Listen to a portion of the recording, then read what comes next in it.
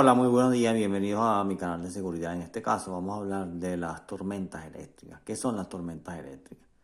Son descargas violentas de electricidad atmosférica que se manifiestan con rayos y chispas.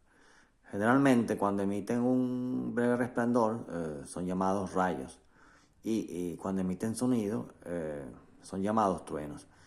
Generalmente las tormentas eléctricas se verifican entre abril, mayo y también en los meses de agosto y septiembre. Más adelante vamos a elencar las medidas de seguridad que hay que tomar en caso de tormentas eléctricas. Muchas gracias por su atención. Hasta la próxima sección.